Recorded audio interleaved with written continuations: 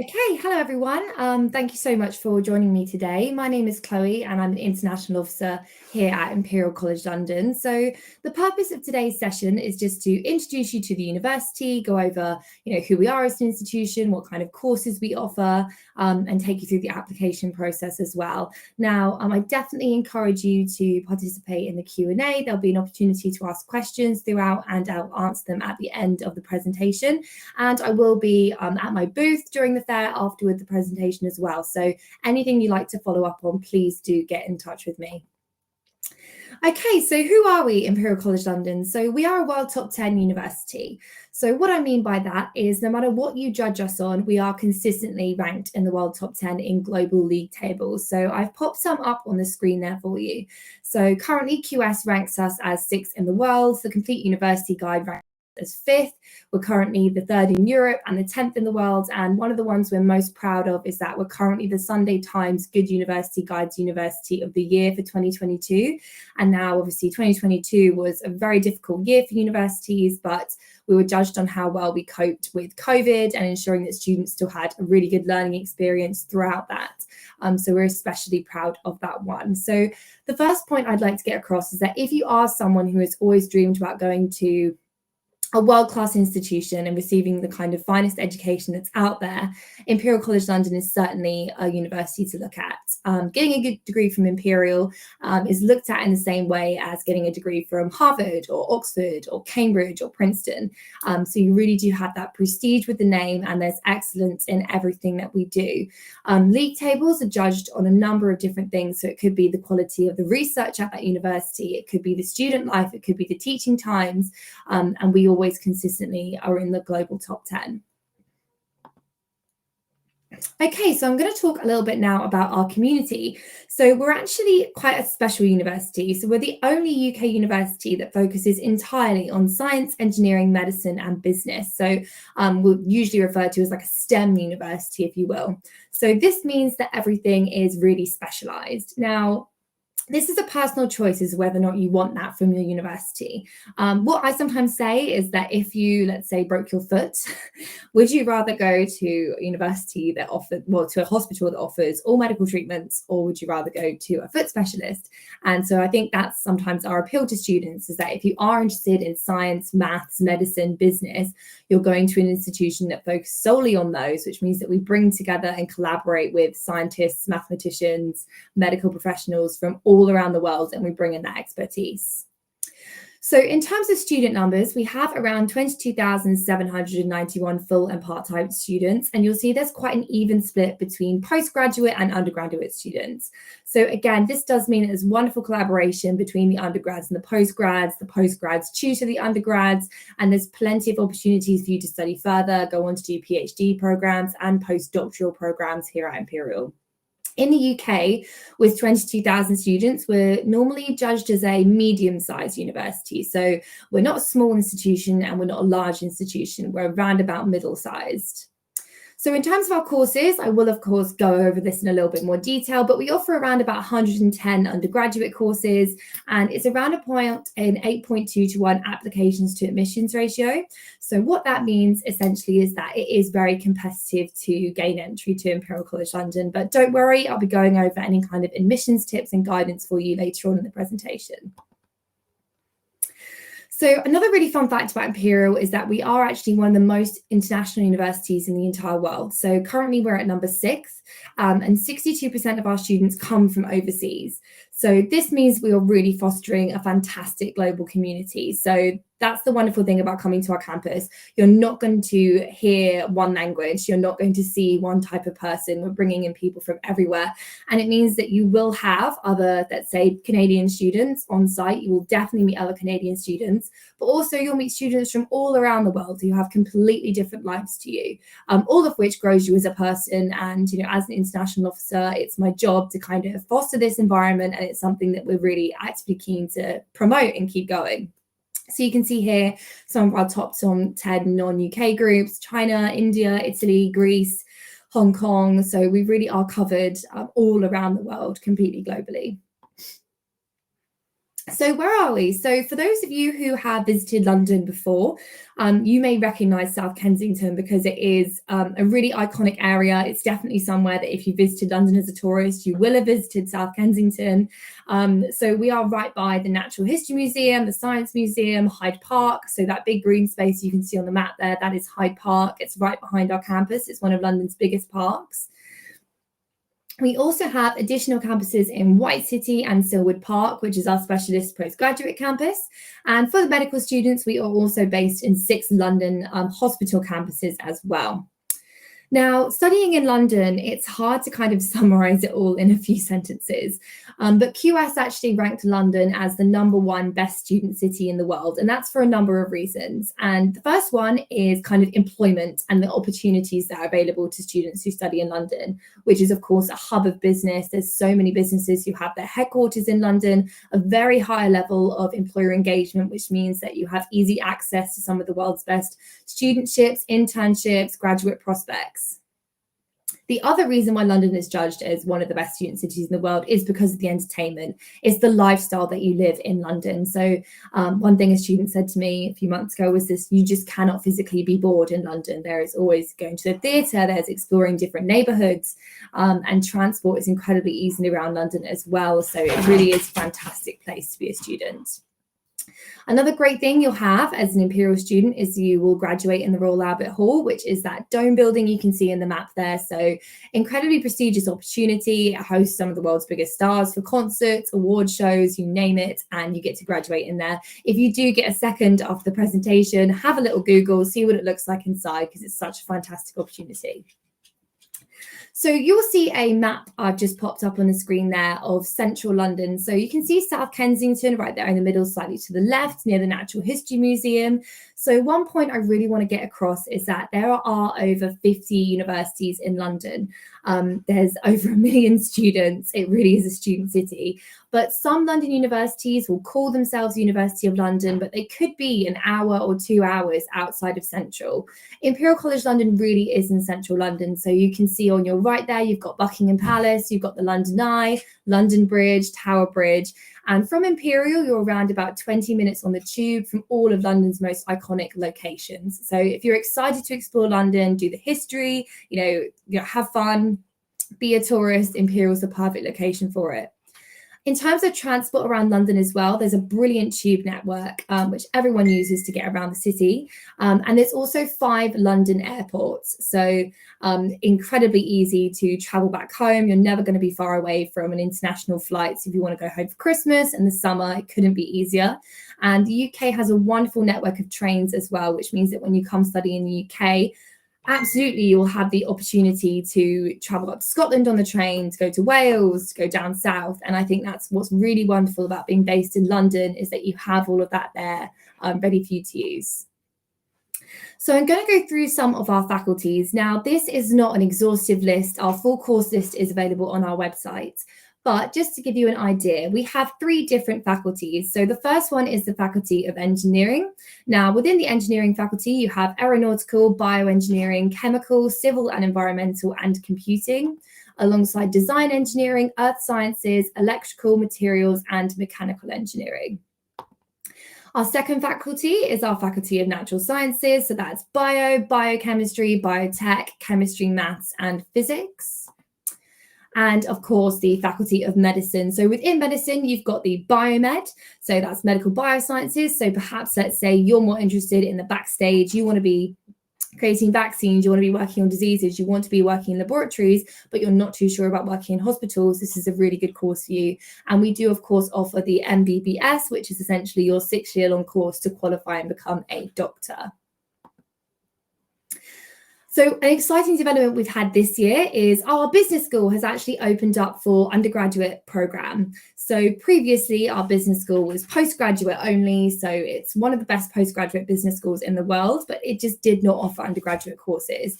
Now for this year, we have the economics, finance and data science course. And alongside that, because it's Imperial, because we're all about science, you can study that alongside chemistry or life sciences and medical biosciences as well. So we're really, really excited for this course. If you're someone who is highly mathematical, but you've always wanted to apply those skills into different kind of remits, This is absolutely going to be a great course for you to look into. Okay, so why do we have this reputation? How have we earned that? What is it that we do differently at Imperial? So one of the first things we do is it is a research-led curriculum. So every single one of our lecturers has to publish a certain amount. They're contributing to books, to journal articles. They're going to consortiums around the world, and then they are putting that directly into the curriculum. We're also, because of our kind of how international we are really, really dedicated to ensuring our students do not just learn inside classrooms. So there's plenty of laboratory work, there's industry placements, there's study abroad options, and there's opportunities for you to go on trips throughout your course. And that usually applies to nearly all of our undergraduate programs. We also have our iExplore program. So essentially this means that, say you're interested in physics and you're doing a physics undergraduate degree. With iExplore, you can choose a module from any of our other undergraduate degrees and study that, and you will earn credits to your course, because we understand that here at Imperial, everyone's so science-minded that you're going to have multiple interests within that, and we don't want to stop you. We want you to keep furthering those interests. So it's really fun that you're going to be able to branch out of that curriculum and look at other things as well with the iExplore program. So we also have things like our IC Advanced Hackspace, so bringing students together who are interested in the same things. So essentially it's a like-minded community. You can go and then you can learn about it. All the facilities are completely free for you to use. We also have a number of programs which are really unique to Imperial, actually. So we have our Undergraduate Research Opportunities Program. Now, more commonly, universities don't give funding to students until they're at postgraduate level. But here at Imperial, we do give you the chance to come up with a research idea where you can receive funding for that. And then you can literally go on your own funded research trip abroad and pursue your idea at an undergraduate level, which sets you up so wonderfully for postgraduate courses as well. We also really encourage entrepreneurship. So The Guardian recently named us as #1 university for encouraging entrepreneurship in the UK. And again, this is for a number of reasons. Part of it is our enterprise labs, where again, we ask Imperial students to come up with their own idea, pitch it to us, and then we fund you. So we've helped over 299 students get started, and that's raised over 203 million in funding from 2014 to 2021. So if you've got that idea, you want the funding for it, we are certainly a university that's going to support you and hopefully help that idea flourish in the real world. This is just some examples of things that we've funded. So we have our discovery program. So say you've only got an early stage idea, we can give you up to £500 to just pursue it, perhaps make a prototype on site. And we also have our ideas challenge as well. So essentially come up with a product and then we will help you get that out into the real world. We also have We Innovate, so that's the same thing, but it's just for women, and you can win a share of 15k to develop your own business idea. And we also have our Venture Capitalist Challenge, so come up with an idea for commercialization, and then you could win money essentially to fund this and put it into the world.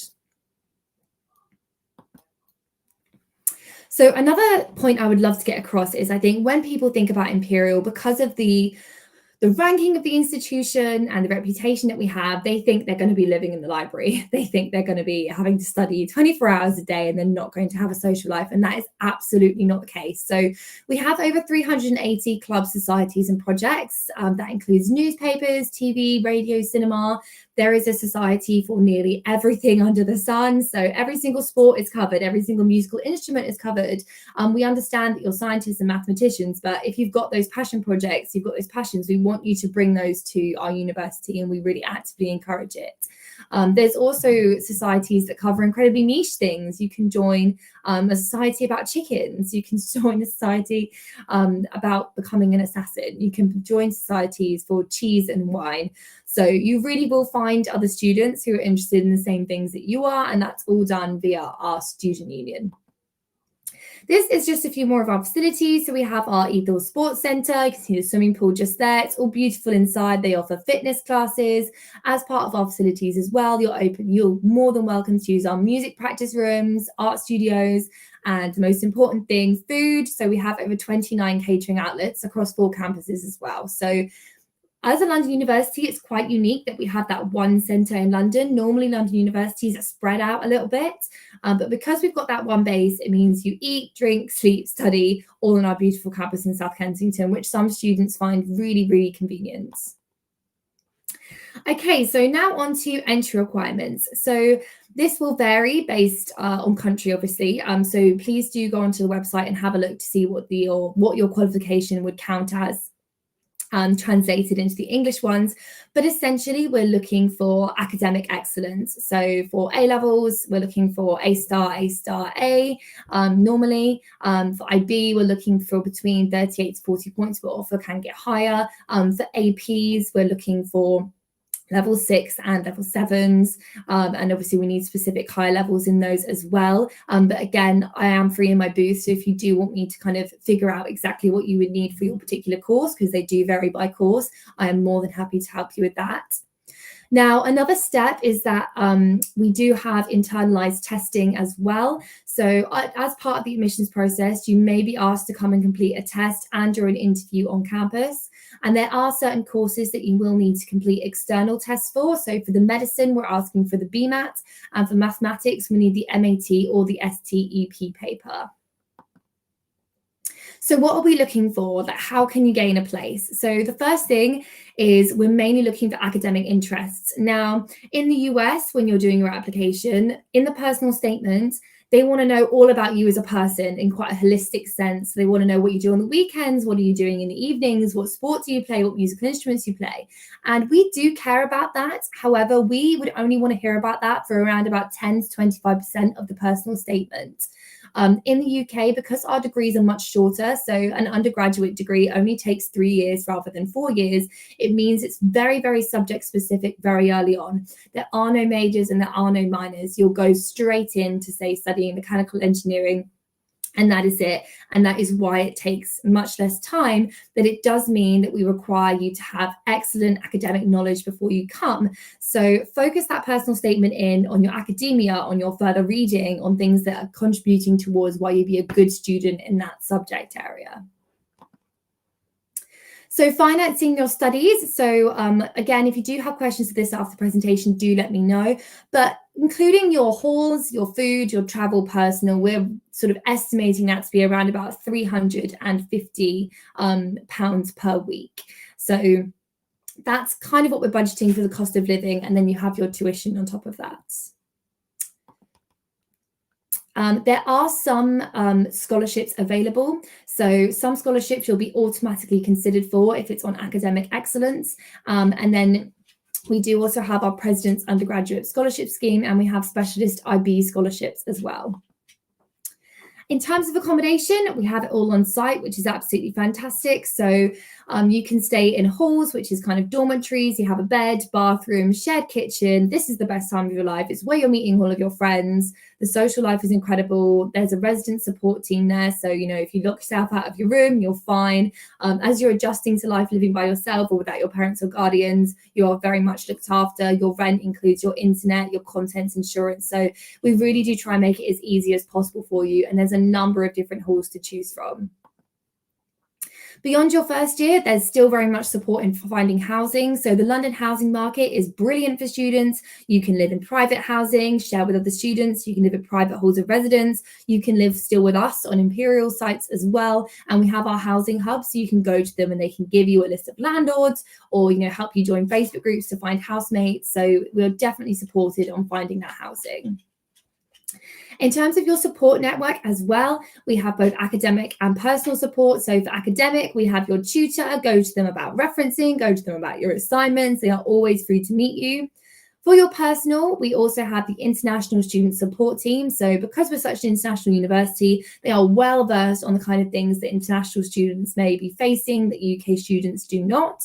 We also have disability advisory, the NHS Health Centre and Dental Centre on site. So it's worth mentioning that with your student visa, your healthcare is all paid for and your dental is all paid for as well. And those are all on site for you. So it couldn't be easier. In terms of our career support, we're currently #1 in the UK for graduate salaries and graduate outcomes. And part of the reason that we have that ranking is because of the career support we give. You can book appointments with our advisors and they will give you advice on, you know, how to find the best jobs, you know, how do I get that internship? Can you read my CV? Can you go over interview skills with me? That is all available to you. And yeah, this is going to sound a little bit like a boast, but we are top 10 in the world as well for our reputation with employers. So there was a survey that went out, what universities do you love to see universities, students graduating from, and Imperial came in the top 10. This is just some of our alumni, recent alumni. So we've got an astronaut, we've got entrepreneurs, we've got doctors, engineers at McLaren Racing. I would definitely have a look at our alumni page on our website to see what Imperial students are up to. Another key thing about Imperial, and I have to go a little bit faster so I don't run out of time, is the contribution we have from employers into our syllabus as well. So let's take Dyson, for example. Dyson has got a building on site, and this means that they contribute actively to our syllabus. They say, this is exactly what we need students to learn. And then when students go into our degree courses, they come out with the perfect skill set for that employer because they've literally had input on it. So we do this with a number of different employers. You can see Thomas Reuters here, GlaxoSmithKline, and that again is very unique to Imperial. Alumni Centre, incredible resource to use once you graduate. There's obviously alumni globally. It's a way that Imperial students make connections to get the top jobs. Definitely have a look on LinkedIn, see what other Imperial students are doing, start connecting with them, start asking them questions about their experience here. They will be very, very helpful.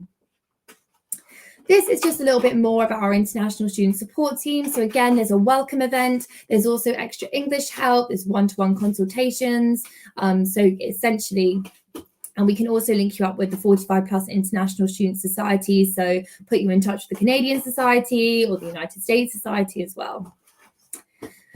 So I think I'm just about in time. Next steps are, if you'd like to keep in touch with us, do feel free to scan that QR code on the screen there, and you can sign up to our open days. We also offer webinars and all different sorts of advice about applying to university.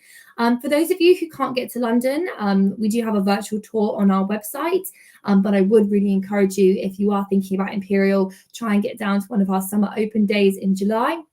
You can also use this link on our website to chat to our students. So if you've got a question about a course, there's no one better to hear from than the students themselves. So definitely have a look at that once we have done today. And of course, follow us on social media. We're also always posting videos of student life or application tips.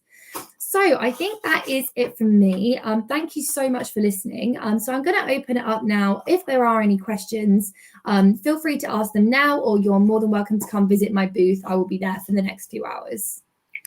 Hi, Chloe. Yes, we do have actually quite a few questions. Okay, no worries. The first one is, what is the deadline for the 2023 year?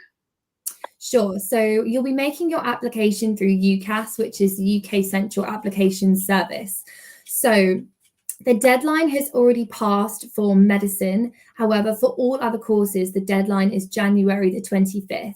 However, we normally encourage students to apply before Christmas, just because when you apply, you have to get your 2 references through from your lecturers, and you also have to write your personal statement as well. And this all takes time, and we just don't want students stressed. So the deadline is January the 25th, but I would get going on it as soon as you can.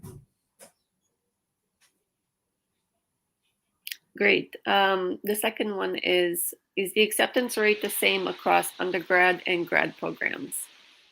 Sure. So it's not. So acceptance into postgraduate programs, generally the postgraduate programs are not as competitive. So it is more competitive to enter Imperial as an undergraduate student.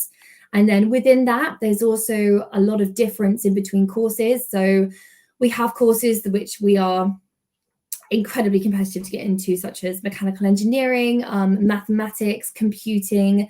We're kind of world leaders in those subject areas, so the admissions can be even 18 applications to 1. However, for some of our other programs, some of the natural sciences facilities, it can be around about 8 to 1, so it is slightly less competitive. But yes, postgraduate entry is slightly less competitive, but you do obviously still need to make a very good application. Okay, next one is there a required IB score to get in? Sure. So the minimum IB score we accept is 38 points. And then each subject area asks for higher levels in specific things. So say you're doing physics, we'd obviously need physics at a high level. However, we may make you an offer that's higher than that. So it may say on our website minimum 38, but when your offer comes back, we may be asking for it's not unheard of to be asked for even up to 44 IB points for some courses. But as a general guideline, looking between 38 to 42 points. Okay. Next one is, how does your institution aid international students? Sure. So when you arrive, we obviously have our international student support team. So they will usually set up a meeting with you. They will usually get in contact with you as well before you come, because accommodation, things like accommodation, if you need any kind of help because you can't actually visit, things like airport transfers, we also can help you organize that. We can also help you organise accommodation. So say you want to come to London a little bit early before you actually move into halls, we can help you organise that. And then they're there for the entire duration of your studies. So we completely understand that international students face things that UK students don't. So they can help support you with finances, with housing, with modules, literally anything. And you can literally, their office is really close to mine. You can just pop in at any point. What is transferring at the undergraduate level like? Sorry, would you mind repeating that one? Yeah, what is transferring at the undergraduate level like? Sure, so do you mean transferring from another university? I assume that's what they mean. Yeah, sure. So I'm going to be completely honest. We don't get that many undergraduate transfers. It's fine to transfer, but essentially there's not like a set rule book for it. So you can make that application, and then we will look at a number of things. We'll look at the institution that you're coming from, and then we'll also probably need a full transcript of what you've studied already, so that we can make sure that you're entering in with the same skill set and the same knowledge as an Imperial student would be, mainly because we don't want you to be behind. But it is quite rare that we do see undergraduate transfers. But because we make sure that you've studied the correct information at the previous university, usually they go very smoothly, because we do make sure that the transition is smooth. Great. Just a couple more. Okay. Are there any scholarships for international students? Yeah, so we do have some scholarships for international students. So we have some that are offered by Imperial. So we have our new IB scholarship for students who have got exceptional IB scores. So you can definitely read about that on our website. We also have a number of different scholarships. Some of them cover everything, and some of them are only kind of like a little bit of help with your finances. So we have a scholarship search tool on our website, which I'd point you towards, and it'll ask you for your details. And then it will tell you which ones you're eligible for. The other way to do it is to have a look at our external funding page. So these are scholarships that are not offered by Imperial, but there are charities, there are government bodies, there are research groups that will pay you to go and study. And I know that there are some on our website specifically for Canadian students. So if you would like the link to that, please do join me in my booth and I will get that over to you. Okay. If I may ask, based on what criteria do international students win funding support for their master's studies? Sure. So with master's studies, again, it is usually an excellent research idea that the university itself is really excited to fund. So contacting the lecturers and getting that research idea across. Also demonstrating excellence within your undergraduate degree. So perhaps if you got a score of, say, 85 to 90% in your undergraduate degree, that can be a case for possible funding for your master's as well. And what I was talking about with external funding, that's also available to master's students. And it's easier to get external funding for master's programs because companies have specific research ideas that they want Imperial students to do. Okay, next one is January 25th the deadline for international students? Yes, so everyone has the same deadline. Everyone has the same deadline of January the 25th. Okay. Is the Irish leaving certificate accepted at Imperial? So I don't work in the admissions department. So I have to, essentially, if a question comes in like this, I need to double check it because I wouldn't want to say yes or no because it's not my area of expertise. So again, if you could hop onto the chat booth and then I can find out for you a little bit later on. Okay, and that's it. That's all I have. Okay, well, thank you. No, thank you. That was a brilliant amount of questions as well. And I hope that was informative for everyone. And yeah, currently 20 past 9 at night, and I am going to be here until about 1 in the morning on my time, answering questions. So please do make the most of that. I'm happy to answer anything and everything you have. Great. Thanks so much, Chloe. No worries at all. Thank you so much for having me. Have a good day. Thank you. Bye.